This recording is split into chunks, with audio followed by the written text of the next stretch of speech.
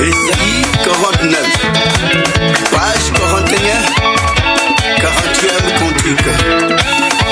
Amen.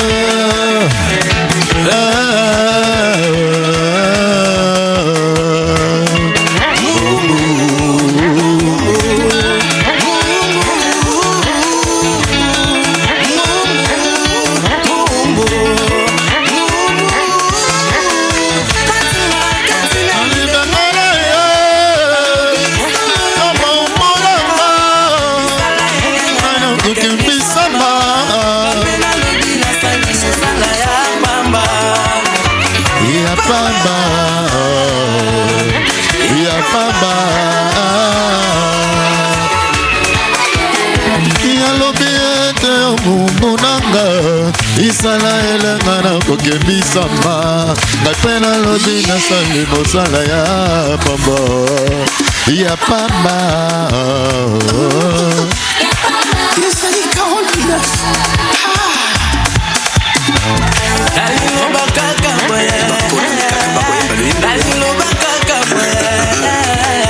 nakutisaka masali na misala ya bolingo Zambe na boboto Zambe na boboto Ataba kotuka Ataba kofika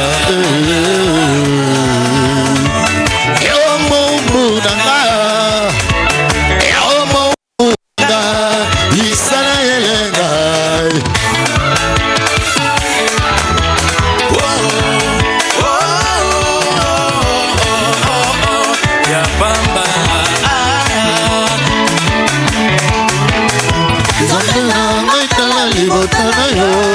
Mokili nazali kotya yango Sunga miso yo ekambe na nguya Loyembo oyo etondisa na misala kokamwa Monisanga pole na yo Monisanga pole na yo Monisanga pole na yo Monisanga pole na yo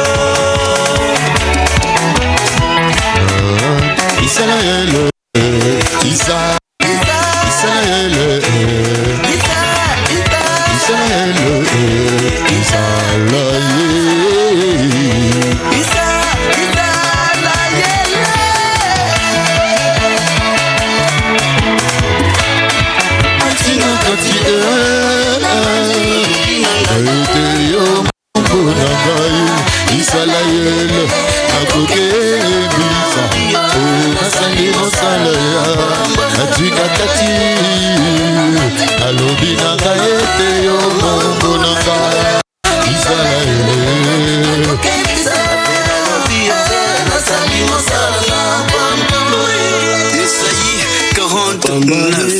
Amen.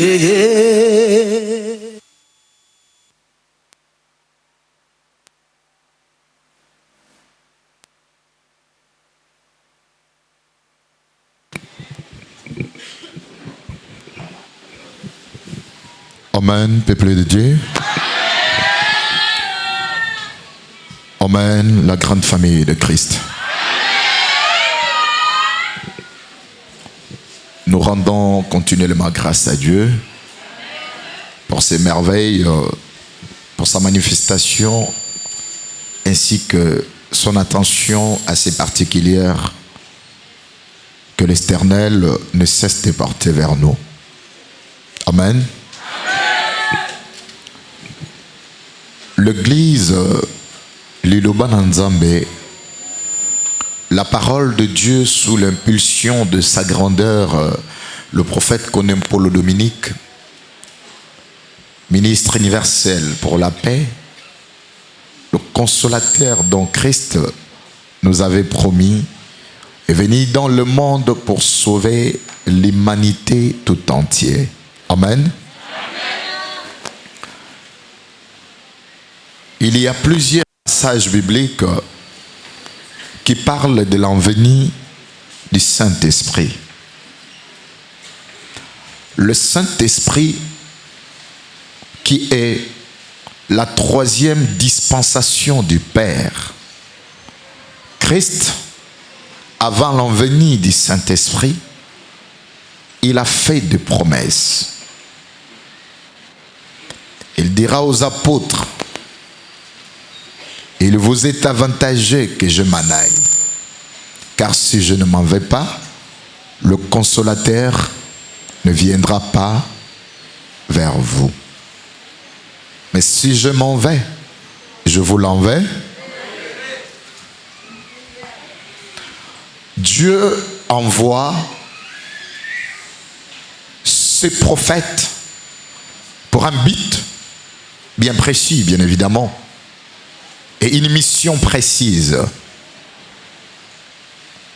L'envenue du Christ, Jésus, premièrement, c'était de sauver la nation qui était autour de lui, les Juifs. Étant sortis des Juifs, puisque le salut est arrivé auprès des Juifs, la mission première de Christ était de sauver les Juifs, en premier lieu. Après que les Juifs soient sauvés et connus le merveille de l'Éternel, il arrivera que cette mission soit étendue dans le monde entier, comme l'en avait promis Christ. Cette bonne nouvelle du royaume sera prêchée dans le monde entier. Amen. Le consolateur est arrivé. La promesse de l'Afrique, précisément l'Afrique centrale, est dans la Bible. Dieu avait prévu que la troisième dispensation du Père se passe en Afrique. C'est l'homme africain qui devrait porter cette responsabilité. C'est l'homme africain qui devrait connaître cette succession pour conduire la parole de Dieu. Amen. Et c'est pourquoi il y a eu plusieurs promesses, plusieurs prophéties, bien évidemment, parlant de l'Afrique. En 1980, il y a eu l'apparition de l'étoile. Lorsque le pape était arrivé, il voyait une étoile. Et cette étoile, il suivait pour voir et connaître ce que signifiait cette étoile. Et lorsqu'il arriva en Angola, c'est là où il va affirmer que l'étoile est située au nord de l'Angola. Amen. La naissance de Christ, les mages ont vu l'étoile. L'Éternel les a divinement parlé que c'était l'enveniment du Fils de l'homme, le roi des rois. Ils ont suivi l'étoile jusqu'à là où Christ était né. Amen. Qu'est-ce que vous comprenez? J'aime toujours revenir sur cette référence pour que nous essayions, nous les Africains, d'ouvrir les yeux et reconnaître la puissance de Dieu sur nous. Comprendre que l'Éternel aime ce continent. L'Éternel a toujours eu une promesse pour l'Afrique.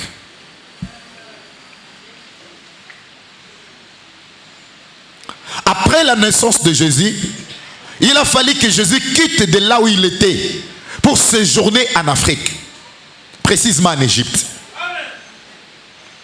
J'ai envie ici d'attirer votre attention sur quelque chose, sur un message aussi important, un message très précieux et qui nous est absolument cher, que certains d'entre nous, lorsque nous lisons la Bible, malheureusement, nous n'arrivons peut-être pas à discerner ces messages.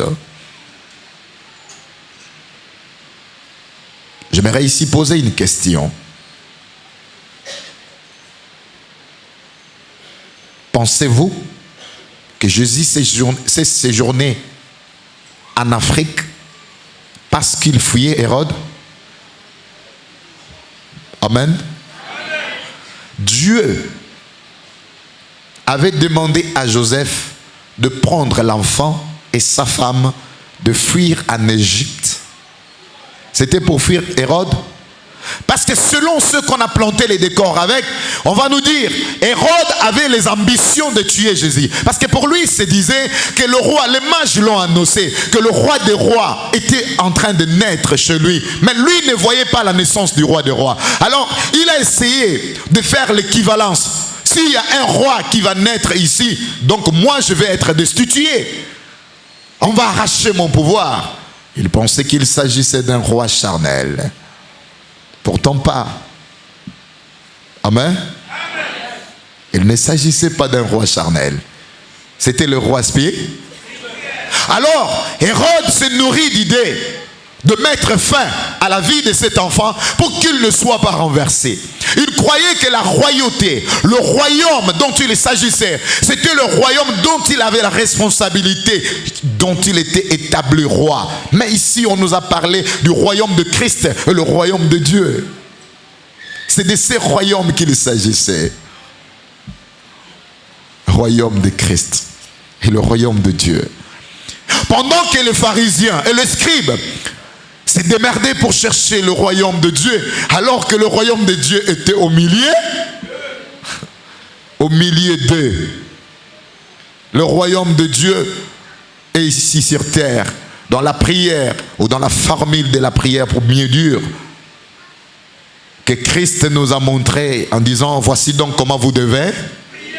Notre Père, que ton nom, que ta veau, que ton règne vienne. Le règne de Dieu doit venir, afin que la volonté de l'Éternel se fasse sur la terre comme. Amen, peuple de Dieu. Et dans le règne de Dieu, il y aura ce qu'on appelle celui qui sera assis sur le trône. Sera appelé la représentation de Dieu. Amen.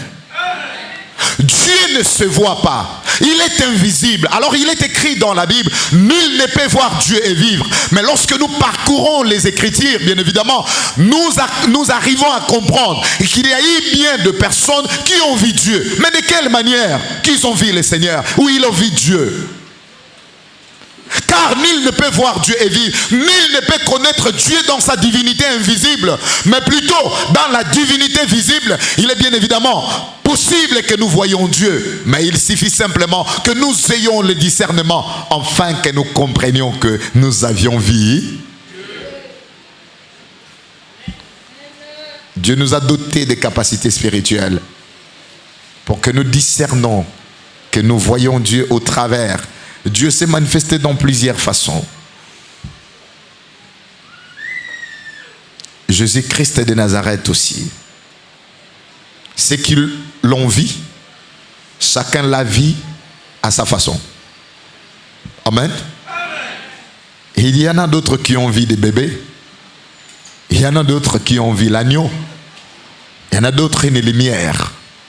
Mais pour faciliter la compréhension de l'homme, alors qu'est-ce qu'il va faire? Il va se matérialiser. Il va porter une enveloppe, et celle-ci nous permettra de connaître que ce Dieu, et ce serait la représentation de Dieu. Moïse a tant cherché à voir Dieu, puisque son inquiétude c'était, il entendait Dieu, Dieu lui parlait, Dieu lui communiquait des choses, mais le souci et le souhait le plus ardent de Moïse, c'était de voir celui qui le parlait. Mais Dieu dit: je t'établis Dieu, sois mon représentant, sois une représentation de moi sur la terre. Mais Moïse, cela ne lui suffisait toujours pas. Il voulait toujours voir Dieu, connaître Dieu dans la divinité invisible, ce qui n'est pas évident. Vous et moi, tous les jours, nous nous démerdons pour connaître Dieu. Nous cherchons à connaître Dieu dans sa divinité invisible. Cher papa, chère maman, je vous invite aujourd'hui, vous devez arrêter cette façon de faire. Lorsque vous cherchez à connaître Dieu dans sa divinité invisible, et là, vous attendez que les extraterrestres viennent vous prêcher la parole et viennent vous parler de la part de Dieu. Or, celui qui cherche à connaître Dieu dans sa divinité visible, c'est celui qui rencontre la représentation de Dieu. Une fois qu'il aura cru à cette représentation, alors il a crié à Dieu et il obtiendra de la part de l'Éternel la part de sa promesse. Mos. Oui, nous voulons bien connaître Dieu dans sa divinité visible, mais par comment? Comment peut-on discerner que c'est vraiment la divinité de Dieu visible? Des personnes que Dieu a établies. Chaque époque, il envoie un homme. Et cet homme, on l'appelle comment? Homme de Dieu. Si nous coupons en deux, ça va nous donner comment? Nous avions homme et nous avions... C'est pour cette raison, je vous interdis, nous tous, oui, vulgairement en français, selon la tradition littérale, on va nous appeler tous les hommes de Dieu. Je ne suis pas un homme de Dieu. Non, je ne suis pas habilité d'être appelé homme de Dieu. Oui, selon la tradition en français, oui, Vous nous appelez communément les hommes de Dieu, mais vous n'avez jamais su faire la différence entre homme de Dieu et un serviteur. Homme de Dieu est celui qui est choisi pour une époque, et il n'y a que lui seul qui doit régner dans cette époque. Comme Christ, comme Moïse. Moïse était un homme de Dieu. Homme de Dieu est celui qui a une partie homme et une autre partie Dieu. C'est-à-dire, il est la représentation de Dieu. Il est l'incarnation de Dieu. Et c'est lui qui va établir les serviteurs de Dieu. Comme ce fut le cas avec Christ. Lorsqu'il est arrivé, il disait qu'il était le fils bien-aimé, le fils unique du Père. Maintenant les autres. Écoutez comment le Père a témoigné son fils. Celui-ci est mort, bien-aimé, en qui j'ai mis. Écoutez, mais attendez, et pourtant c'est bien clair pour comprendre. Écoutez-les, parce que les gens étaient à la quête de la divinité invisible de Dieu, qui malheureusement n'avaient pas su qu'il ne fallait pas chercher Dieu de cette façon. C'est pareil que vous. Et alors, si je dois s'introduire dans la prédication de Mottei, je reviens sur vos inquiétudes. Puisque vous cherchez à connaître Dieu dans la divinité invisible, vous avez du mal à écouter ce que les serviteurs de Dieu vous disent. Vous avez du mal à mettre cela en pratique parce que vous estimez que ce sont des hommes. Et quand vous essayez de regarder leurs faiblesses et certaines choses qu'ils peuvent également faire, ce que vous faites, alors vous avez l'impression qu'ils mentent. Ils ne parlent pas de la part de Dieu. Et pourtant, c'est à cause de ça qu'au temps de Noé, il n'y a eu que 8 personnes qui soient sauvées. Parce que tout le monde tenait compte de la moralité de Noé, selon la chair. Et beaucoup n'ont pas crié en Jésus parce qu'ils ont tenu compte de son physique. Qu'est-ce qu'il disait? C'était bien le fils de Marie. N'est-ce pas Joseph le charpentier qui est son père? Il est né hier là. Qu'est-ce qu'il va nous parler de la part de Dieu? Parce que les gens ignorent le plan de Dieu. Or le plan de Dieu sont un son. Justement, parce que dans la conception humaine, nous voudrons bien connaître Dieu dans sa divinité invisible. Nous croyons que Dieu va descendre pour venir nous parler. Or, Dieu ne descendra pas de cette façon. Dieu est esprit. Il faut que ceux qui l'adorent en esprit et en vérité. En esprit et en vérité. Alors, toi qui es cher, si Dieu veut te parler, il va s'incarner sur une enveloppe d'un homme de la même nature que toi. Mais cet homme, dès l'instant où Dieu s'est incarné en lui, il y a eu préalablement le nettoyage, une transformation. Bien qu'il porte la chair, mais pas pareil que pour toi. Car sa chair a été transformée pour que ça soit utilisé par Dieu à de missions concrètes. Par contre, à toi, ta chair n'a pas été traitée de cette façon-là. Et c'est pourquoi j'aime vous dire ici, c'est vrai, beaucoup prennent ça mal. Je ne vous en veux pas. C'est justement parce que vous n'avez pas le même discernement que moi et voire la même compréhension que moi. Le jour que vous allez atteindre cette dimension, je vous rassure, chers fidèles, vous arriverez à détecter les choses et à comprendre les choses de la même manière. Car, j'aime dire, sa grandeur, le prophète qu'on aime Paul Dominique, n'est pas l'homme de la même nature que nous. Car la nature de sa chair est contraire à celle de notre. Vous savez pourquoi? Parce que sa chair a été traitée de manière à ce que ça adapte à la façon que Dieu a voulu pour l'utiliser. Et pourtant, vous et moi, notre chair n'ont pas été traitées de cette façon. Il y a en nous le désir de la chair, ce qui n'est pas le cas avec lui. Le monde ne lui dit absolument rien. Le bien de ce monde ne lui dit absolument rien. Il s'appelle lui-même le serviteur de l'humanité, le serviteur de la nation. Son seul souhait le plus ardent, c'est de servir l'humanité. Christ va dire, je ne suis pas venu pour se servir, mais pour servir. Car le serviteur vient pour servir. Dans une époque où Dieu n'a jamais envoyé des serviteurs, il n'envoie qu'un seul serviteur. Amen. Là, je vais vous scandaliser, n'est-ce pas? Lorsque vous allez essayer de faire le rapprochement de faits, vous regardez un peu aujourd'hui, il y en a combien? Alors si dans une époque, Dieu n'envoie qu'un seul serviteur, et vous, qui êtes-vous? Une belle question. Je vous ai arraché ça sur les lèvres. Si dans une époque, il n'envoie qu'un seul serviteur, et vous, qui êtes-vous? Et les autres, qui sont-ils? N'est-ce pas? Il y a le serviteur de Dieu est le serviteur de l'Éternel. Est-ce que vous comprenez? Dieu dit à Moïse, un exemple aussi concret qui vous amène rapidement à la compréhension. Dieu dit à Moïse, je t'établis Dieu devant Pharaon. Ton frère Aaron sera qui? Qui était Aaron? Serviteur de qui? De Dieu, par l'entremise de Moïse. Donc, si on doit changer de termes, en français facile, on va dire Aaron n'était pas le serviteur de l'Éternel, mais le serviteur de Moïse, qui était établi Dieu. Moussa Merveille n'est pas le serviteur de l'Éternel, mais le serviteur du prophète Paul Dominique, qui est la représentation de Dieu, comme l'a dit Mothée, Dieu parmi les hommes. Lorsqu'on dit Dieu parmi les hommes, c'est qui? C'est celui qui a reçu l'incarnation de Dieu en lui. Voici mon serviteur que je soutiendrai, mon Élie, en qui mon âme prend plaisir. J'ai mis mon esprit sur. Or Dieu était. Lorsqu'il dit, c'est une figure de style, lorsqu'il dit j'ai mis mon esprit sur lui, tout comme il pouvait dire je me suis incarné en. C'est là où les prophètes qui ont prophétisé dans l'Ancien Testament, à l'occurrence Ésaïe qui disait, et Ézéchiel, l'esprit de Dieu est sur, il m'a, ouais.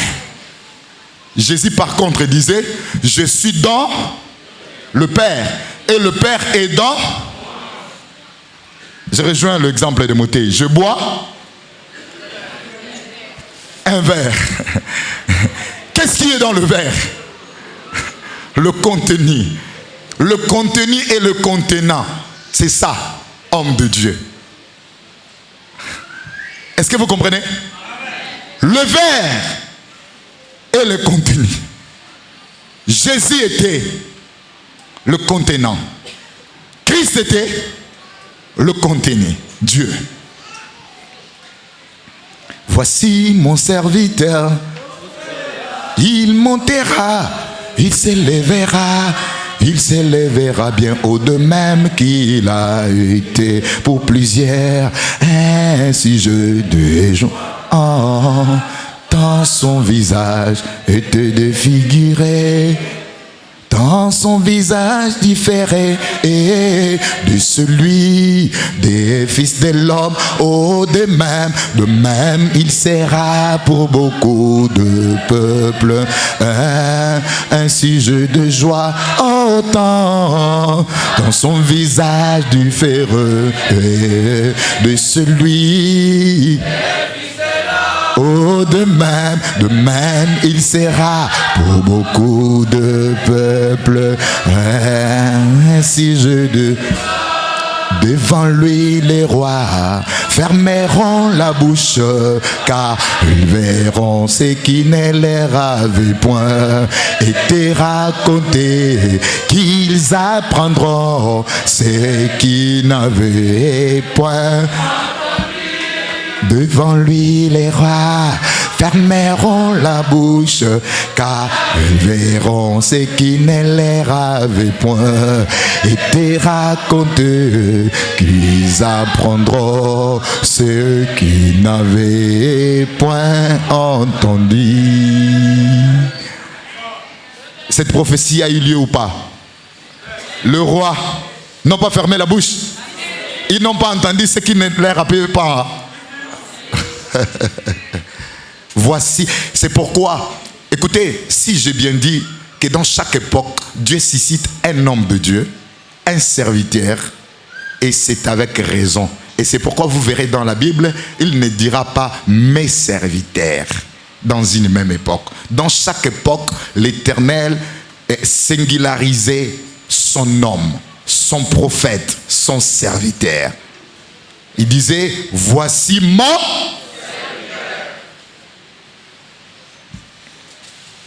Il ne disait jamais, voici mes serviteurs. À Christ, il dit, celui-ci est mon. Pas mes, mon. Et pourtant, il était entouré des autres. Sa grandeur. Le prophète Paul Dominique n'a pas la même nature que nous. Nous gardons à nous la nature pécheresse. Lui, Dieu a absorbé cette nature parce que il est celui qui est venu prêcher le péché, convaincre le monde à ce qui concerne le péché et consoler les gens. Chers fidèles, regardez une telle précision.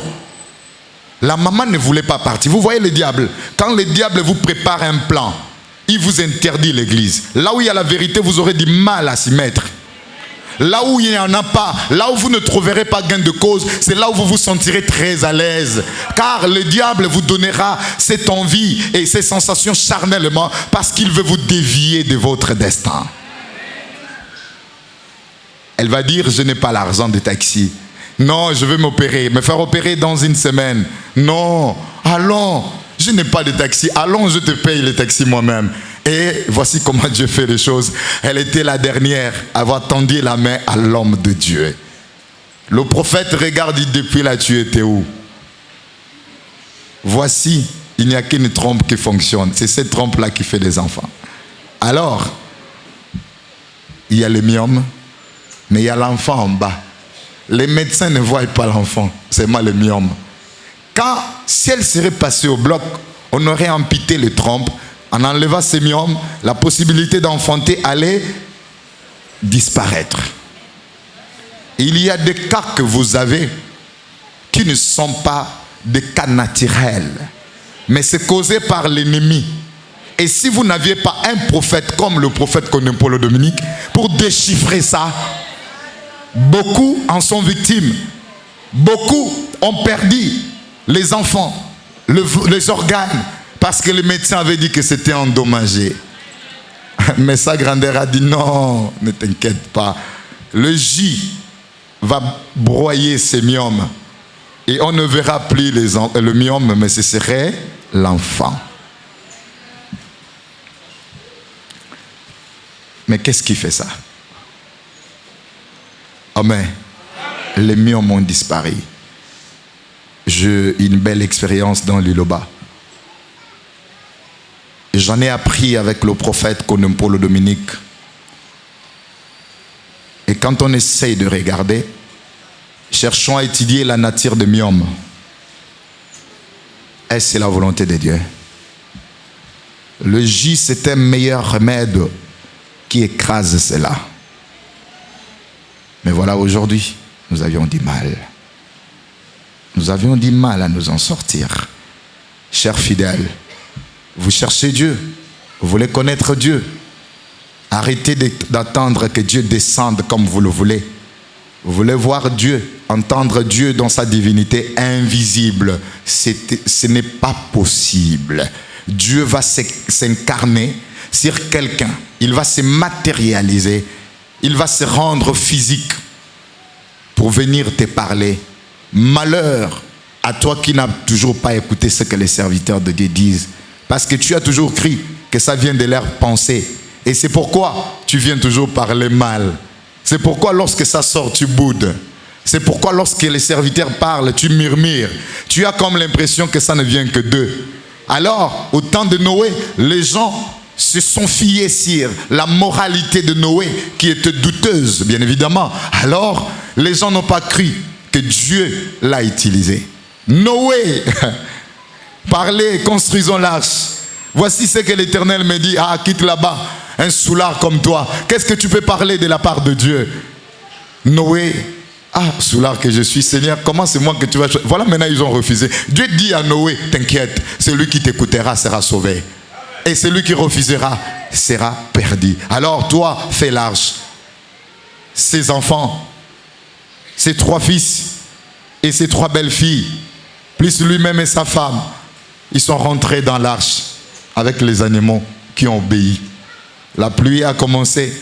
Les gens sont montés sur les tables parce qu'il y a eu l'inondation. Ça inonde les tables. Ils montent sur le toit. La maison s'inonde. Sur les arbres, pareil. Alors là, les gens crièrent au scandale. Noé, ouvrez-nous. Écoutez, Noé va dire, les propriétaires de l'arche a fermé. Il est parti avec les clés. Malheureusement, je n'ai pas le moyen de vous ouvrir. Il n'y a que 8 qui soient sauvés. Parce que les gens se sont fiés à l'apparence de Noé. Pour eux, pour que Dieu puisse parler à quelqu'un, il doit d'abord, je ne sais pas comment. Et c'est là où vous aimez d'abord, pour venir ici, je dois porter une longue robe et je mets un col blanc ici et je viens, je change la façon de parler et c'est comme ça pour que vous croyiez que je parle de la part de Dieu. Ça, c'est l'apparence. Amen. Amen, peuple de Dieu. Ton problème, chrétien, papa, maman, ton problème, c'est quoi? Ton problème est semblable au problème d'un paralytique. En Jérusalem, il y avait une piscine. Cette piscine, en hébreu, on appelait ça Uram. Ce qui voudrait dire, on appelait ça encore Bethesda. Uram. Ce qui voudrait dire maison de source. C'était une maison de source.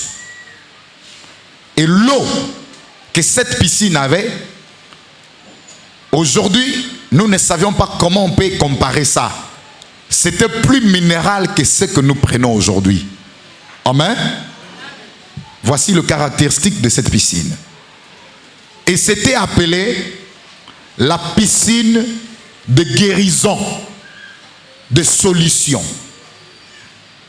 Parce qu'il y avait un événement qui s'est passé dans cette piscine. C'était l'événement de l'apparition de l'ange. Du côté de la porte de brebis étaient couchés un grand nombre de malades, les paralytiques. Il y avait plusieurs paralytiques, le boiteux, les aveugles, etc. Qui pour eux attendaient de temps en temps quand l'ange descendait pour agiter l'eau. Il y avait un ange que Dieu a envoyé. Et lorsqu'il descendait, il agitait l'eau. Lorsqu'il agitait l'eau, celui qui tombait en premier trouvait la guerre. Il y avait là un grand nombre de malades. Beaucoup de paralytiques. Tous étaient guéris. Il restait un seul paralytique.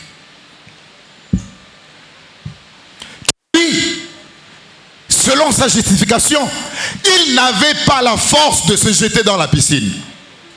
Et pendant ce temps, il voyait l'ange descendait qui agitait l'eau. Mais ce qui lui manquait, c'était la force de se jeter dans la piscine. Il était resté couché sur son lit. Tous sont partis, il est resté seul. Qu'est-ce qui s'est passé? Là où il était couché, il a aperçu de loin, il y avait un homme qui arrivait avec la foule. C'était Jésus. Alors, il était ravi, il était content, car il se disait, voici ceux qui vont me jeter dans la piscine. Parce que la règle du jeu était, lorsque l'ange agite l'eau, il suffit que tu tombes en premier et tu trouves la guérison. Il ne parvenait pas à tomber en premier, parce qu'il estimait qu'il n'avait pas de force.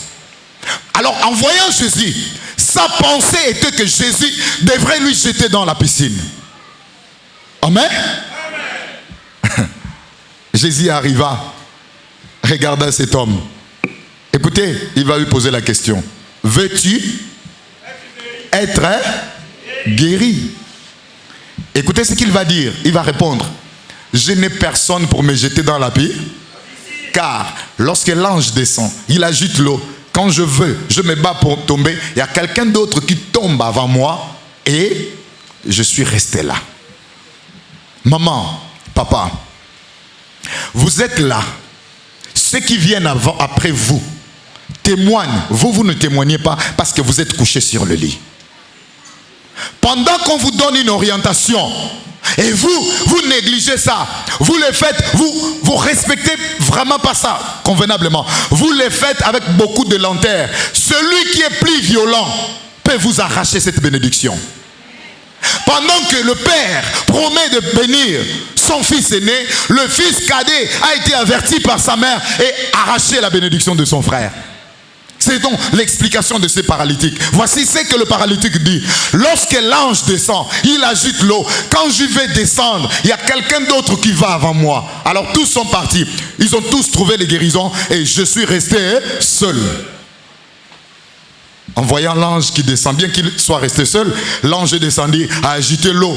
Mais il n'avait pas la force pour se jeter dans la piscine. Amen. Il est écrit dans la Bible, Jésus savait pertinemment que cet homme était malade depuis plusieurs temps. Car il a souffert pendant 38 ans. Jésus le savait. Car il avait une connaissance surnaturelle.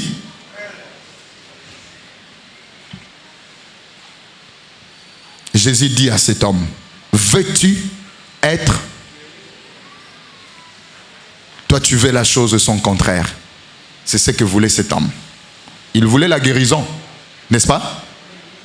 Mais il ne faisait pas ce qui attirait la guérison. Car la guérison à 7 ans était conditionnée à l'immersion dans l'eau, à se jeter dans l'eau, dans la piscine après que l'ange ait agité l'eau. C'est que lui ne faisait pas. Ton problème perdure parce que tu fais le contraire de l'orientation qui t'a été donnée. C'est Dieu qui a établi ces principes. Toi, tu vas à l'encontre de ces principes. Et c'est ce qui retarde ton problème. On te dit, va à gauche, tu vas à droite. Cet homme ne se jetait pas dans la piscine parce qu'il trouvait qu'il était lourd, il était paralytique, il n'avait pas la force de s'enrouler même pour tomber dans la piscine. C'est la violence qui lui manquait. C'est la violence qui lui manquait. C'est la violence qui te manque, chers frères et sœurs. C'est la violence qui te manque. C'est pourquoi tu vois comme si Dieu t'a oublié. Dieu t'a abandonné. Non, il ne t'a jamais oublié. Pour toi, il a prévu ça. Mais c'est toi qui ne vas pas vers ton destin. C'est toi qui ne fais pas ce qu'il faut faire pour entrer en possession de ce dont Dieu t'a promis. Il t'a donné une conduite à tenir qui malheureusement tu ne respectes pas cette conduite. Peut-être parce que c'est donné par les hommes. Voilà pourquoi tu prends ça à la légère. Mais si c'était un esprit qui te parlait, il y a beaucoup ici, j'aime bien cet exemple, je vous vois souvent, il y a beaucoup qui viennent ici là, oh Dieu j'ai rêvé, Dieu me dit de venir balayer l'église. Et ce jour-là, tu viens en premier, tu prends le balai pour balayer. Mais quand le serviteur t'avait dit, viens balayer l'église, tu avais trouvé comme si on te traitait comme je ne sais pas quoi. Tu as négligé. Pourquoi vous attendez que Dieu vienne vous parler d'abord en rêve? Pour que vous croyiez que c'est Dieu. Mais il a établi les serviteurs de Dieu dans sa maison. Il est écrit dans la Bible, le Seigneur l'Éternel ne fait rien sans avoir révélé son secret à ses serviteurs lépreux. Mais pourquoi est-ce que vous n'écoutez pas ça? Et il est écrit, quand vous entendez sa voix, n'endurcissez pas vos cœurs. La voix de l'Éternel, vous entendrez cela par l'entremise de serviteurs qui sont établis pour vous servir, pour s'occuper de vous. Dieu ne parlera qu'à leur canal. Mais vous avez du mal à croire quand le serviteur de Dieu vous parle. Parce que vous vous fiez aux apparences. Vous regardez votre âge. Vous regardez l'âge des serviteurs de Dieu. Vous dites qu'il est plus jeune que moi. Qu'est-ce qu'il va me dire? Attention, l'esprit n'a pas de jeunesse, n'a pas de vieillesse. L'esprit de Dieu, c'est l'esprit de Dieu. Jérémie avait 8 ans. Dieu l'a établi prophète. Il voulait refuser à cause de son enfance. Dieu l'a dit de ne même pas oser donner cet argument parce qu'il ne tenait pas. Jésus, sachant que cet homme était malade, et il n'ignorait pas non plus l'histoire de cette piscine. Cette piscine était une piscine de guérison. Parce qu'il y a une puissance que l'ange descendait avec. Lorsqu'il agitait l'eau, il mettait la puissance de Dieu dans cette eau. Et celui qui tombait en premier, cette puissance s'incarnait en lui et évacuait toute maladie qui animait son corps. Et à l'instant même, il trouvait la guérison. Mais malheureusement, les hommes ont toujours la lourdeur. Il était couché sur son lit. C'est ce lit-là qui te bloquait. Ton lit te bloque. Écoutez ce que Jésus va lui dire. Lève-toi. 1, 2, prends ton lit. 3, marche. Il n'utilise que ces 3 paroles. 3 mots. Il formule sa phrase avec 3 mots. Veux-tu être guéri? Une question. Et au lieu de dire oui, lui il va dire, il n'a personne pour lui jeter dans. Il se justifie. tu aimes te justifier, papa. Avec Dieu, on ne justifie pas. Lorsque Dieu te parle, tu dis ainsi dit-le. Tu aimes te justifier. Voici pourquoi tu retardes ta bénédiction. Car tu ne sais pas, derrière la circonstance que Dieu présente devant toi, se cache ta solution.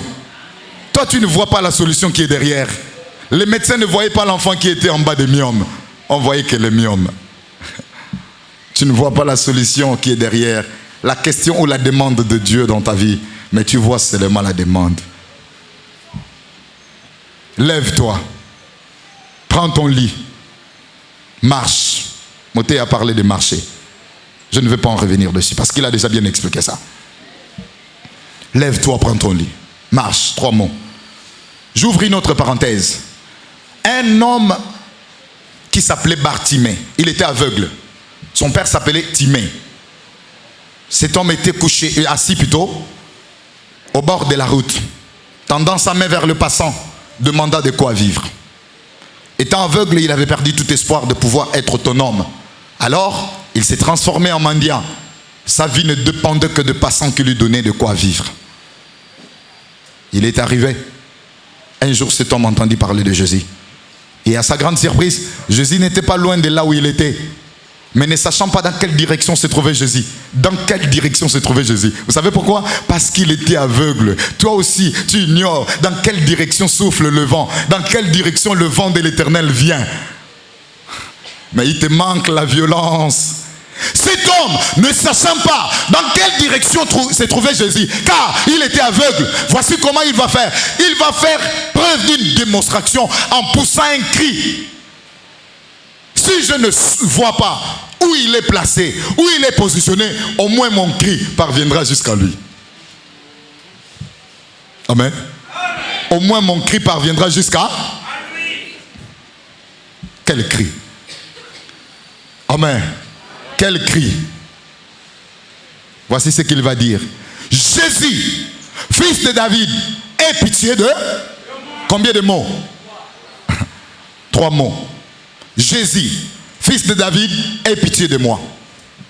Jésus n'a pas entendu. La foule a entendu. Lorsque la foule entend que tu veux servir Dieu, il y aura des gens qui vont te décourager, qui sont autour de toi. Car ils ne voudront pas que tu témoignes le merveille de Dieu dans ta vie. La preuve, c'est que lorsque tu témoignes ici, il y en a certains qui boudent, qui pensent que tu mens. La foule n'a jamais encouragé. Tout ce que la foule fait, c'est décourager. Tu veux t'élever pour aller à la louange. Ah, toi aussi, on était là en train de parler. On va aller même au kit maintenant demain. La foule. Je m'apprête, demain je dois aller à l'église. Non, on va veiller un peu. Si on ne part pas demain, même lundi, on ira prendre la prière. C'est la foule. Qui n'a pour mission que de te démotiver. Il a poussé un cri. Jésus, fils de David, aie pitié de moi. La foule le réprimandant en disant, tais-toi. Ce qui voudrait dire, ne crie plus, ne prononce plus, ne fais plus. Il n'a pas écouté. Il va pousser un deuxième cri. Le même cri, mais il a compris que la première fois, la voix n'était pas si élevée que ça, au point où Christ n'avait pas entendu. La foule empêchait que sa voix parvienne jusqu'à Jésus. Alors, il va augmenter le volume. Il va hausser le ton en recomposant la même phrase avec le même mot, mais cette fois-ci à un ton et... Jésus, fils de David, aie pitié de moi. Jésus, cette fois-ci, a entendu. Parce que le ton était élevé. Et Jésus va dire, appelez-les. Au lieu de dire, amenez-le. Il dit, appelez-les. Et la foule, les gens, ils n'étaient pas le genre de cœur. Ils vont dire à un aveugle, hé, lève-toi, prends courage, et il t'appelle. Combien de mots? Jésus au paralytique, qu'est-ce qu'il a dit? Il a commencé par lui dire quel mot? Lève-toi. Ce qui te bloque, c'est parce que tu es assis, c'est parce que tu es couché sur ton lit. Tu dois apprendre à te lever. Qu'est-ce que ça veut dire, cette expression? Lève-toi, cette figure de style. Prends courage, il t'appelle. Lève-toi, prends ton lit, marche. Pourquoi prendre? Amen. Tu dois te lever, prendre ton destin en main pour que tu avances. Tu es stagné parce que tu es assis au bord de la route. Tu es là en train de quémander, de solliciter la pitié de Dieu. Il n'a pas besoin que vous sollicitez sa pitié. Il n'en a pas besoin. Il a mis tout à votre disposition. C'est vous qui ne faites pas ce qu'il vous dit de faire pour que vous rentrez en possession de ça. Vous êtes accouché sur votre lit. Vous êtes assis au long de la route. Vous êtes là en train de demander, Seigneur, donne-moi. Seigneur, donne-moi. Seigneur, donne. Pourquoi m'appelez-vous? Et ne faites-vous pas ce que je... Commencez par faire ce que Dieu dit. Vous n'auriez pas le temps de supplier Dieu. Vous voulez supplier Dieu sans des actions de grâce. Mais attendez, ça n'a aucun sens. Ce qui rend les supplications efficaces, ce sont des actions de grâce. Lève-toi. Vous savez, cette expression, vous connaissez ça, non? Vous employez ça, n'est-ce pas? Vous n'employez pas cette expression. Un enfant qui va vers son père.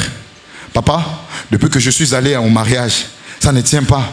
Avec ma famille, regarde ce qu'on me fait. Avec la belle famille, regarde ce qu'on me fait. Je n'enfante pas. Papa, prends une décision. Papa, lève-toi un peu, non? Tu vois comment ta famille nous maltraite. Lève-toi. Mais est-ce qu'il est, et il est assis? Est-ce qu'il doit se lever? Bon, vous dites que ma fille, j'étais sur la chaise et puis je me suis levé. Non. C'est une façon de dire, prends une décision courageuse. Tu dois te décider. Jusqu'aujourd'hui, tu ne t'es pas décidé. C'est pourquoi Jésus posa la question à cet homme, veux-tu être? Comment veux-tu trouver la guérison sans une décision? C'est pas possible. Lève-toi, prends courage, il t'appelle. Lève-toi, prends ton lit, marche. Voici le troisième mot qui change. Ici, il va dire, lève-toi, prends ton lit.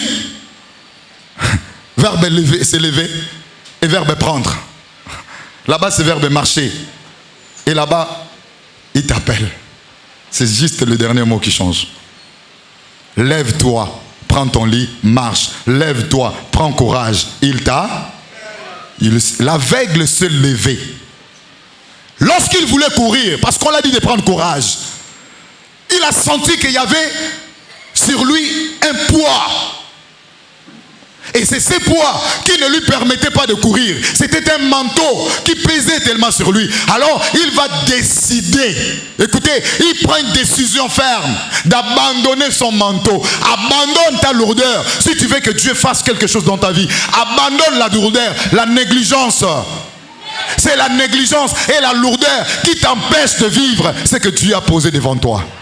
Lève-toi, prends ton lit et lève-toi, prends courage, il t'appelle.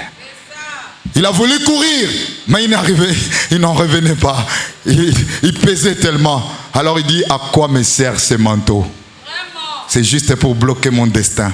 Je vais être autonome. Alors, si je rencontre cet homme, j'y serai. Alors, manteau, sépare-toi de moi dès à présent. Il jeta son manteau, il s'est senti léger. Il courut vers Christ. Jésus va lui poser une seule question. Que veux-tu que je te fasse? Et là-bas, il va poser la question, veux-tu être? Les deux cherchaient quoi? La guerre? Mais pourquoi? Avec des demandes, des questions différentes. Veux-tu être guéri? Que veux-tu que je te fasse? Cet homme, préalable, lorsqu'il n'était pas autonome, il était dépendant de gens, de passants, parce qu'il était aveugle, alors il a résolu de demander aux passants l'argent. Vous comprenez? Et donc Jésus regardait si la conviction de cet homme voudrait qu'il soit indépendant, autonome, ou il allait demander l'argent à Jésus pour manger aujourd'hui. Quand ça finira demain, il n'en aura plus. Jésus voulait savoir qu'est-ce que cet homme avait bien résolu en lui. Et c'est comme ça Jésus va lui dire, que veux-tu que je te fasse? Si c'est de l'argent, je te donne. Si c'est de la nourriture, je te donne. Mais demande-moi ce qui est important. Que veux-tu que je te fasse? Et il va dire, je vais recouvrir l'autonomie. Et il va dire, ta foi, à l'instant même, il a recouvert la vie. Et il revient vers le paralytique, il va dire au paralytique, veux-tu être guéri? Le paralytique se justifie. il ne devrait pas se justifier. Il devrait dire oui Seigneur, je le veux. Mais lui il va dire, je n'ai personne pour me jeter dans la piscine. Car bien que Christ ait se présenté devant cet homme voulait toujours se jeter dans la piscine. Car il ignorait la puissance de Dieu qui était pleinement en Christ, qui n'avait pas besoin d'exercer de l'eau, qui n'avait pas besoin que cet homme se plonge, mais qui avait juste besoin de la conviction de cet homme, de la voix de cet homme pour en bénéficier. Et vous savez, Jésus va lui dire, lève-toi, prends ton lit et marche. Toi, tu es couché sur ton lit. Et en pensant que cette position-là, puisque tu es à l'église, où tu es là, tu crois que Dieu te viendra où tu es assis, sans rien faire. C'est faux. Être à l'église ne veut rien dire. Vous êtes là tous, en grand nombre de malades, mais nous sommes là. La piscine est là. Dieu envoie son messager pour venir agiter l'eau. Le messager, c'est qui? Un serviteur de Dieu peut aussi être appelé un ange, car un ange tout court est un messager. Il y a plusieurs types d'anges, vous comprenez? Nous avions des séraphins, les anges qui s'occupent de la musique. Nous avions des chérubins. Les chérubins protecteurs sont les anges de la gloire. Nous avions les archanges, archange Michael pour le combat, et nous avions les anges simplement. Quand vous écoutez ange, simplement tout court, l'ange c'est un messager. Mais quand vous écoutez l'ange de l'Éternel, c'est la représentation de Dieu, c'est Dieu lui-même. Est-ce que vous comprenez? Chaque ange a une mission et chaque ange est défini selon son appellation. Si vous écoutez archange Michael, c'est l'ange qui vient combattre à ta place. Lorsque les ennemis s'élèvent, l'ange que Dieu envoie pour te défendre, c'est l'archange Michael. C'est lui qui a combattu avec Satan et qui a jeté Satan sur la terre. C'est lui que Dieu envoie, le maître, le sensei, le gang des anges, c'est lui. Lui, il est uniquement pour le combat. On l'appelle que quand il y a le combat. On l'envoie que quand il y a le combat. Mais lorsque vous voyez ange tout court, il s'agit d'un messager. Tout messager peut être appelé ange. C'est pourquoi il est écrit dans la Bible, ne savez-vous pas que les saints jugeront les anges? Les saints qui jugeront les anges. Qu'est-ce que vous avez compris par cette expression? Ceux qui se sont sanctifiés, qui ont connu le péché originel, jugeront les autres messagers, les autres envoyés, qui pour eux n'ont toujours pas compris le message que nous avions aujourd'hui. Ils seront jugés, car c'est le moment où le jugement va commencer par la maison de Dieu. L'ange venait pour agiter l'eau, l'enseignement. Les serviteurs viennent pour vous enseigner. C'est ça cette expression, agiter l'eau. Lorsque vous mettez cela en pratique, vous trouvez la guérison. Et ceux qui se hâtent de le faire trouvent des guérisons et viennent témoigner. Vous ne le faites pas, vous êtes resté couché sur votre lit, en croyant que le lit va vous soulager, n'est-ce pas? Donnez-moi un peu la Bible. Job 7. Job chapitre 7, verset 7-13, oui. Oui. Amen. Vous y êtes? J'aimerais que nous lisons ensemble. Job, chapitre 7, verset 13. Écoutez, pour vous qui êtes couchés sur vos lits, vous pensez que, étant sur le lit va vous soulager. Nous allons définir ces lits. Écoutez, voilà ce que vous pensez. Quand je dis, mon lit me soulagera, ma couche calmera mes douleurs, c'est alors que tu m'effraies par des songes et que tu m'éprouvantes par des visions. Ah, je voudrais être étranglé. Je voudrais la mort plutôt que ces os. Amen. Vous savez ce que vous faites? Quand je dis que mon lit me soulagera et ma couche calmera mes douleurs, quand vous voyez que ça ne va pas, vous partez rester à la maison. Oh non, je me repose d'abord. Le temps que j'ai réfléchi. Tu penses que ces repos-là, ça va te soulager au problème? Ça va empirer. Amen. Et pendant cette décision-là, Dieu vient t'effrayer par des visions, par des songes. Amen. Quand je dis que mon lit quand on parle de lit, c'est le repos. Cet homme était couché sur son lit. Le repos, en même temps les œuvres. Lorsque tu es couché sur tes œuvres et tu ne le manifestes pas, tu bloques ta solution. Prends tes œuvres, lève-toi, prends une décision, marche avec et l'Éternel t'accompagnera. Tu seras guéri sans être mouillé. Est-ce que vous avez compris? Amen. Cet homme est couché. Il est couché sur son lit. Les autres trouvent des guérisons. Et toi, tu es assis, comme on dit, comme une poule qui est assise sur ses œufs, qui attend 21 jours pour que ça puisse naître. Elle ne sait pas qu'il y a d'autres œufs qui sont pourris là-dedans. Amen. Lève-toi. Ces 3 mots sont très significatifs. La Sainte Trinité de Dieu. Si tu essayes de te conformer au Dieu le Père, Fils de Dieu et le Saint-Esprit, ta guérison est prompte, ta solution est prompte, ton salut est là. Car le Seigneur Jésus-Christ de Nazareth est ton salut. Seigneur Jésus, tu es mon salut, protège aussi ma famille, et dans les lieux où je me retrouve, que ta paix, Seigneur, me conduit. Il est ton salut. Mais le problème avec toi, tu ne sais pas lire le signe de Dieu. Tu es privé de la face de l'Éternel, car ton cœur est éloigné de Dieu. Tu es là, en train de supplier Dieu.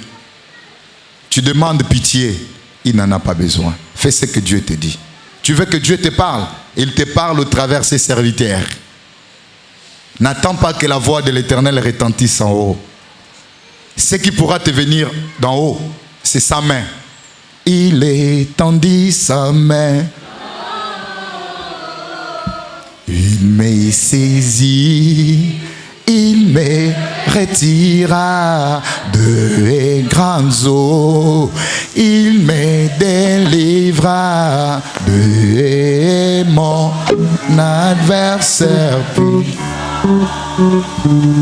Lorsque tu écouteras, tu entendras la parole de Dieu, tu la mettras en pratique. Il étendra sa main d'en haut pour te retirer de grandes eaux. Il te délivrera de ton adversaire. Puis, ta maladie représente un adversaire puissant qui te terrasse. Ton problème qui ne se résolve pas représente un adversaire puissant qui te... Amen. Est-ce que vous avez compris? Mais il vous manque quelque chose. C'est ce que la prédication nous a dit. Lisez-moi un peu la prédication, montée, s'il vous plaît. Le passage de la prédication. Les réalités des chrétiens. C'est ce qui a été prêché aujourd'hui. Éphésiens chapitre 5, versets 4 à 5. Lisons la parole de Dieu au nom puissant de notre Seigneur Jésus-Christ de Nazareth. Amen. Qu'on n'entende ni paroles déshonnêtes, ni propos insensés, ni plaisanteries, choses qui sont contraires à la bienséance. Qu'on entende plutôt des actions de grâce. Merci. On peut s'arrêter là. C'est tout ce qu'on voulait entendre. Ça là, ça ne sort pas de vous. Ces propos, ces paroles que Dieu a interdits. Vos paroles sont rides contre l'Éternel. Et vous dites, à quoi t'avons-nous dit contre toi? À quoi avons-nous dit contre toi? Vous avez dit, c'est en vain que l'on sert. Moi je ne comprends pas. Et pourtant je paye mes dîmes, je donne mes offrandes, je fais tout ce qu'on me demande. Mais pourquoi mon problème ne se résout pas? On est phare? On est épuis? J'aimerais qu'on nous donne quelques références pour clôturer. Malachie.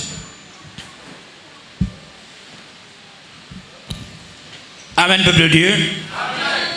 Nous allons prendre nos Bibles dans le livre de Malachie. Malachie en son chapitre 1, nous lirons les versets 13 et 14. Nous lisons les Saintes Écritures au nom de notre Seigneur Jésus-Christ de Nazareth. Amen. Vous dites, quelle fatigue, et vous le dédaignez, dit l'Éternel des armées. Et cependant, vous amenez ce qui est dérobé, boiteux ou infirme. Et ce sont les offrandes que vous faites. Puis-je les agréer de vos mains, dit l'Éternel. Maudit soit le trompeur qui a dans son troupeau un mâle et qui voue et sacrifie au Seigneur une bête chétive. Car je suis un grand roi, dit l'Éternel des armées, et mon nom est redoutable parmi les nations. Vous reprenez, papa? Amen, peuple de Dieu. Nous allons reprendre la lecture. Nous sommes bien dans le livre de Malachie. Malachie en son chapitre 1er, nous lisons les versets 13 et 14. Nous relisons les Saintes Écritures au nom de notre Seigneur Jésus-Christ de Nazareth. Amen. Vous dites, quelle fatigue, et vous le dédaignez, dit l'Éternel des armées. Quelle fatigue! Quelle Nous sommes Allez-y, papa. Oui, vous continuez, papa. Vous dites, quelle fatigue, et vous le dédaignez, dit l'Éternel des armées. Et cependant, vous amenez ce qui est dérobé, boiteux ou infirme. Et ce sont les offrandes que vous faites. Puis-je les agréer de vos mains, dit l'Éternel. Maudit soit le trompeur, qui a dans son troupeau un mâle, et qui voue et sacrifie au Seigneur une bête chétive. Merci. Amen. Oui. Vous avez vu? Quand vous déclarez, on est fatigué. On va prendre 500 aujourd'hui. On est fatigué. Dieu dit, vos paroles sont rudes contre moi. Car vous estimez que servir Dieu, c'est être asservi. Or, celui qui sert Dieu permet à ce que Dieu puisse le servir. Si tu veux que Dieu puisse te servir, c'est toi qui dois le servir. Si tu penses que tu es serviteur de Dieu, comme nombreux d'entre nous, je suis le serviteur de Dieu, je suis la servante de Dieu. Vous aimez beaucoup cette expression. Dire, vois Seigneur, donne et regarde ta servante. Es-tu vraiment une servante de Dieu? Est-ce que tu le sers? Es-tu un serviteur de Dieu? Est-ce que tu sers Dieu correctement? Oui, papa. Amen, peuple de Dieu. Nous continuons dans les appuis pour soutenir nos responsables. Nous avons souvent dit, lorsque nous venons à l'église, ayons nos Bibles pour voir ce qui est écrit, ce que disent les serviteurs. Amen, peuple de Dieu. Nous sommes toujours dans le livre de Malachie. Malachie en son chapitre 3, les versets 13 et 14. Nous lisons les Saintes Écritures au nom de notre Seigneur Jésus-Christ de Nazareth. Vos paroles sont rudes contre moi, dit l'Éternel, et vous dites, qu'avons-nous dit contre toi? Vous avez dit, car c'est en vain que l'on sert Dieu. Qu'avons-nous gagné à observer ses préceptes et à marcher avec tristesse à cause de l'Éternel des armées? Oui, c'est bon, vous pouvez reprendre. Il y a quelques mamans qui n'ont pas bien suivi. Nous relisons les Saintes Écritures au nom de notre Seigneur Jésus-Christ de Nazareth. Malachie 3, les versets 13 et 14. Vos paroles sont rudes contre moi, dit l'Éternel, et vous dites, qu'avons-nous dit contre toi? Vous avez dit, c'est en vain que l'on sert Dieu. Qu'avons-nous à gagner à observer ses préceptes, à marcher avec tristesse à cause de l'Éternel des armées? Merci. Vous voyez les questions que vous posez? Ah, on va nous dire de faire ça. Qu'est-ce que nous allons gagner? C'est en vain que l'on sert. Vous êtes sûr? Le Seigneur l'Éternel, Dieu n'est pas injuste pour oublier votre... Dieu n'est pas injuste pour oublier votre travail et l'amour que vous avez montré pour son nom. Ayant rendu et rendant encore les services aux saints. Tout ce que vous faites pour Dieu, il rend cela. C'est pourquoi ici, dimanche passé, nous avions dit, Dieu rend. Il vous rendra selon vos œuvres. Est-ce que vous comprenez? Il vous rendra selon vos œuvres. Qui a planté 1 hectare de manioc qui attend récolter 5 hectares? Tu vas récolter à la limite d'1 hectare que tu as planté, n'est-ce pas? Mais toi, tu veux récolter à la limite de 5 hectares. Plante les 5 hectares qui sèment peu, moissonnera peu. Ce que vous faites pour Dieu, vous ne le faites pas en vain. L'Éternel dit, vos paroles sont rudes contre moi. Et quand vous boudez, vous murmurez, quand vous gémissez pour servir Dieu, mais dans d'autres choses, vous ne le faites pas. Un homme peut s'asseoir dans un bar, il dépense 100 000 francs pour la boisson et il ne se dérange jamais. Il ne regrette pas. Il amène une copine dans un restaurant et ces jours-là, commandez ce que tu veux. Champagne, à la fin, 250 000, il sort de porte-monnaie, 250 000. Ça, c'est parce qu'il veut reconquérir ou il veut conquérir le cœur d'une femme. Mais quand il s'agit de Dieu, il dit vous aussi vous en faites trop. N'est-ce pas? Quand il s'agit de Dieu, il fait le calcul.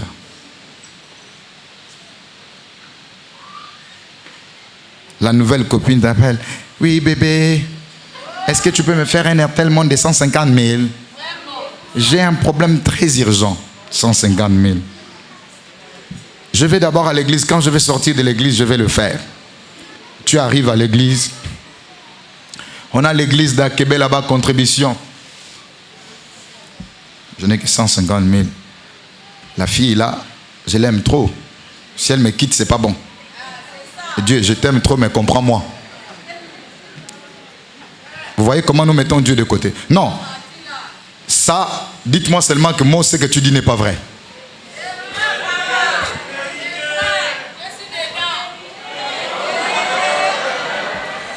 Vous voyez comment les gens se dénoncent. Elle est dedans. Amen. Le jour que vous apprendrez à mettre Dieu en premier lieu, ce jour-là, votre vie sera heureuse. Et quand Dieu vous regarde, il s'attriste. Parce que pour vous, vous voulez gagner le cœur d'une fille et vous voulez perdre la confiance et la bénédiction de Dieu. Cette fille, le jour que la poche sera courte, et c'est ce jour-là qu'il va dire que tu me fais même quoi. Depuis là, ça fait 2 semaines, je te demande même 100 000, tu n'arrives pas à me donner. Et je regarde ailleurs. Amen. Tu peux donner à la femme jusqu'à l'hélicoptère pour aller au marché. Le jour que vous allez discuter, elle va te demander, tu me fais même quoi? Qu'est-ce que tu m'as même déjà fait? Depuis que je suis ici dans ta maison, j'ai comme l'impression que ma vie est bloquée. Je ne fais plus rien. Tu me donnes quoi? Femme, soyez reconnaissante un moment. Hein? Il se brille sous le soleil, il t'amène 50 000 et tu dis, ça c'est quoi que tu me donnes? Je t'avais demandé 150 000, tu me donnes 50 000. Je vais faire quoi avec? Ma mère. Mais Dieu t'a demandé seulement 10 000. Et Dieu. Amen. Quel est ce jour-là? Nous allons essayer de privilégier Dieu. Quand il s'agit de Dieu, nous boudons tous. Mais quand il s'agit de nos besoins, nous ne boudons pas. Amen. Tu vas dans un magasin, le costume là, c'est joli. Combien? 250 000, tu sors, tu donnes. Tu mets ça 1, 2 fois. Quand tu trempes dans l'eau, la couleur descend. Tu regrettes les 250 000. Mais tu vas encore aller dépenser. Amen. Tu as rempli le costume comme ça. Le jour que Dieu va te donner la maladie, on t'amène le costume pour aller à l'hôpital. Le costume que tu aimes là. Non, donnez-moi seulement le t-shirt là qui est gros. Je ne me sens pas bien. Donnez-moi seulement les débardeurs. On te met sur le lit que tu aimes là. Non, allongez-moi sur le carreau. Je ne peux pas, je n'arrive pas. La viande que tu aimes manger là, c'est maintenant l'oseille que tu vas demander. C'est là que Dieu te dit, tu es nul. Tout ce que tu fais pour toi, ne te réjouis pas à cause de toi. Réjouis si ta relation est sereine avec Dieu. Amen. Or, en pratiquant ces choses dans le Seigneur, tu ne perdras jamais. Aucune personne ne peut perdre sa récompense lorsqu'il sert Dieu. Est-ce que vous avez compris? Alors, lève-toi de ton lit. Marche. Prends tes œuvres. Tu es couché sur tes œuvres. Qu'on n'entende pas des paroles calomnieuses dans ta bouche. Des paroles qui boudent. On dit ceci, on dit cela, on dit... Finalement, la maison de Dieu n'évolue, ne fonctionne qu'avec les dons. Les dons que vous amenez pour Dieu. Dieu nous a dit, et c'est écrit dans la Bible, ce que vous avez prévu lui donner, vous viendrez déposer dans sa maison. Il y a des gens qui sont habilités de gérer ça pour le service de la maison de Dieu. Vous attendez que les anges descendent du ciel pour leur donner votre dîme. Vous ne le verrez pas. Vous attendez rencontrer Dieu pour que vous lui donnez ce que vous voulez. Vous ne le verrez pas. Quand vous faites, même quand vous faites, vous murmurez, vous compromettez tout. Même si vous avez fait 10 millions. Mais si vous aviez murmuré après avoir donné 10 millions, vous avez compromis toute la bénédiction. Soyez-en sûrs que celle-ci ne vous reviendra pas. Amen. Parce que l'Éternel aime ceux qui donnent libéral 100 000. Est-ce que vous avez compris? Que Dieu vous bénisse. Ma maman devrait mourir depuis quelques jours. Dites à maman de venir. Voici la mort devant elle. Elle ne veut pas venir. Dites-la de venir avec insistance. Et ce qui avait fait même qu'elle vienne, c'est la circonstance de sa fille.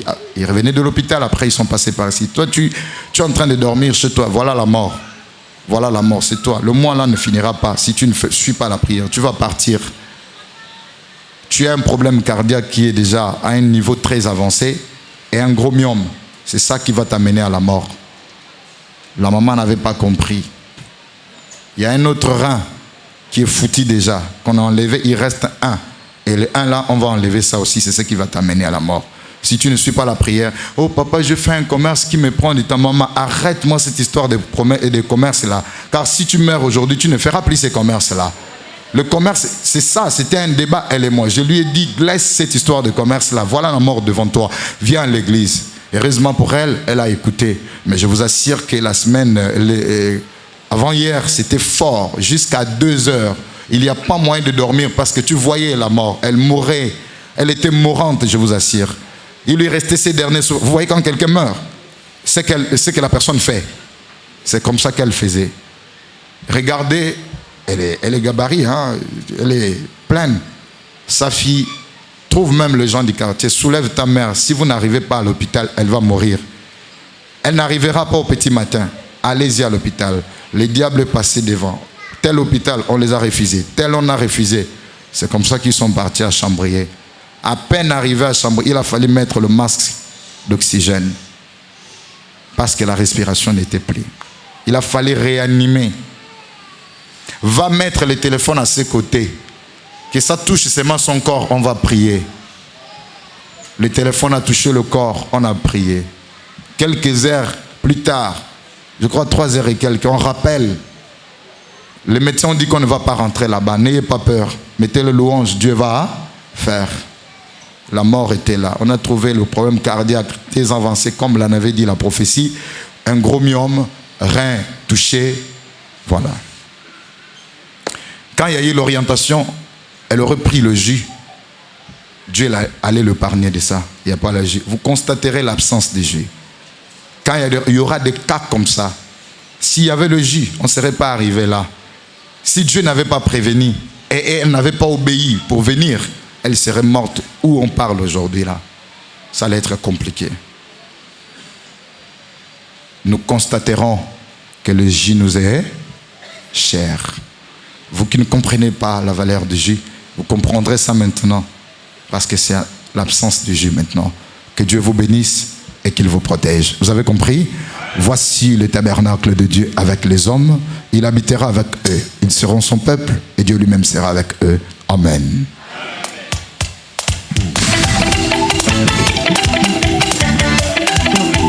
Cantique, psaume 116, premier verset jusqu'à 4e verset, psaume 117. Amen. Page 315, 346e cantique.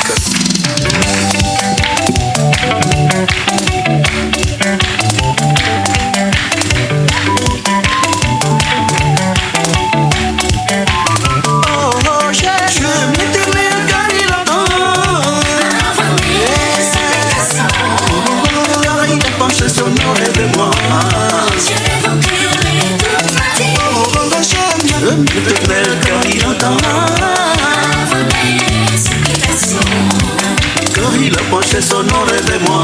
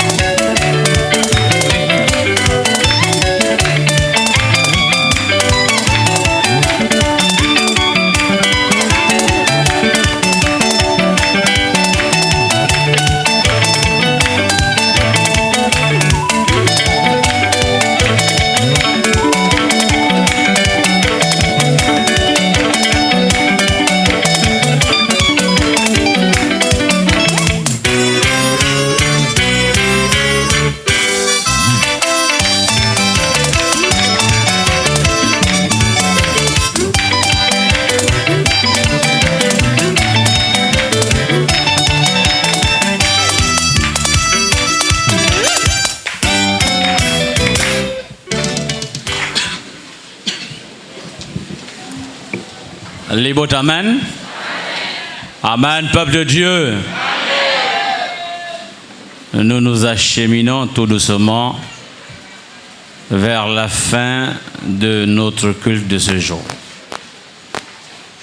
Juste le temps pour nous de revenir sur la référence de notre enseignement et par la suite nous prononcer en guise de conclusion partielle.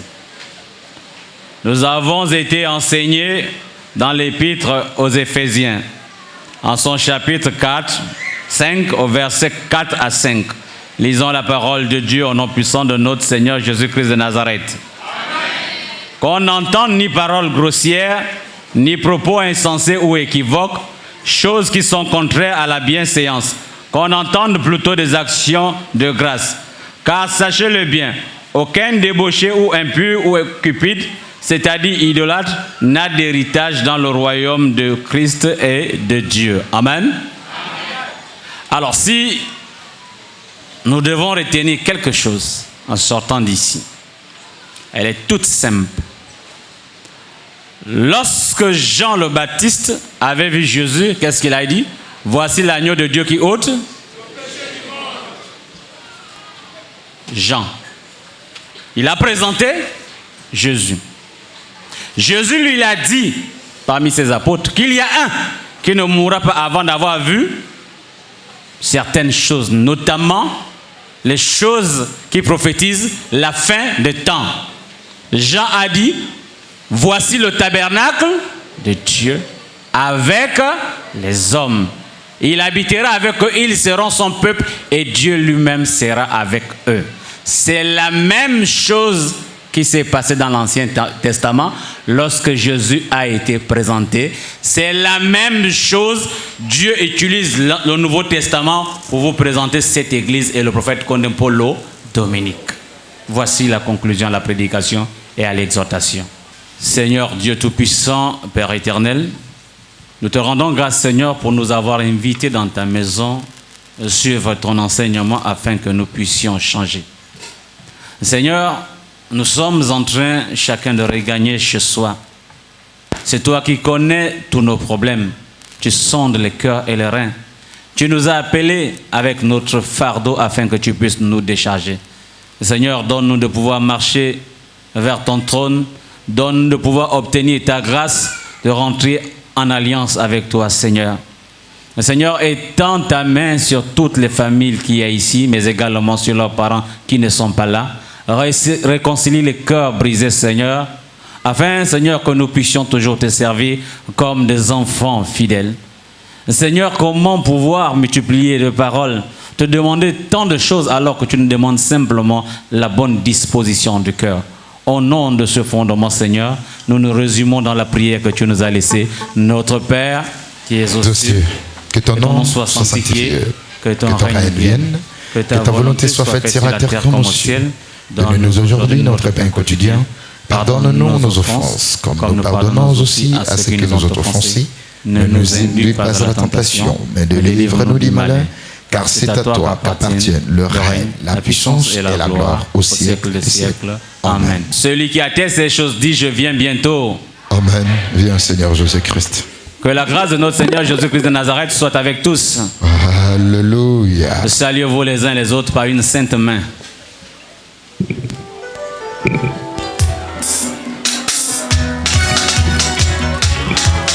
Michée 4, premier verset jusqu'au 5e verset, page 65, 72e cantique. Amen.